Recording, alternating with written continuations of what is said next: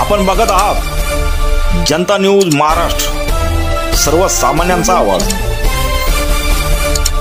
हदगाव येथील आमदार बाबूराव कदम यांची आढावा बैठक गाजली। या जनता दरबारात जनतेच्या अडचणीला फुटली वाचा। अधिकारी व कर्मचाऱ्यांना आमदार कदम साहेबांचे खडे बोल, कामात कसर केल्यास गाय केली जाणार नसल्याचा इशारा। आमदार बाबूराव कदम साहेबांच्या जनता दरबारामुळे जनतेत नवचैतन्य। हदगाव येथील पंचायत समिती व तहसील कार्यालयात नवनिर्वाचित आमदार बाबूराव कदम कोहळीकर यांच्या अध्यक्षतेखाली जनता दरबार आढावा बैठक घेण्यात आली। यामध्ये पंचायत समिती अंतर्गत पाणी टंचाई व विविध नागरी समस्येवर चर्चा करून जनतेचे ज्वलनशील प्रश्न ऐकून त्यावर उपाययोजना करण्याच्या दृष्टीने कारवाई करण्याचे आदेश देण्यात आले। यापेक्षाही विशेष बाब म्हणजे जनतेचे प्रश्न ऐकून घेत तब्बल 9 ते 10 तास लोकनेते आमदार बाबूराव कदम कोहळीकर साहेब यांनी ही आढावा बैठक घेऊन एक प्रकारचा रेकॉर्ड बनवल्याची चर्चा सर्वत्र ऐकवायला मिळत आहे।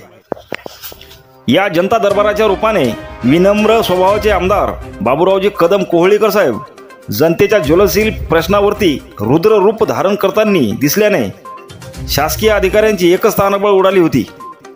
या बैठकीदरम्यान 125 गावच्या पाणीपुरवठा विकास आराखड्यात कर्मचारी व अधिकाऱ्यांना खडे बोल सुनावले। मागील काळात जनतेसाठी काय केले हे उकडे उखळल्यापेक्षा यापुढे काय करायचे आहे हे सांगण्याचे आव्हान देखील आमदार साहेबांनी तमाम जनतेला केलेले आहे।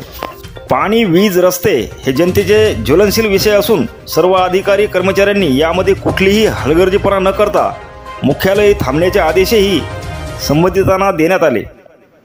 कामात कसो करणाऱ्याची कुठेही गय करण्यात येणार नसल्याचे लोकनेते आमदार बाबूराव कदम कोहळीकर साहेबांनी यावेळी सांगितले।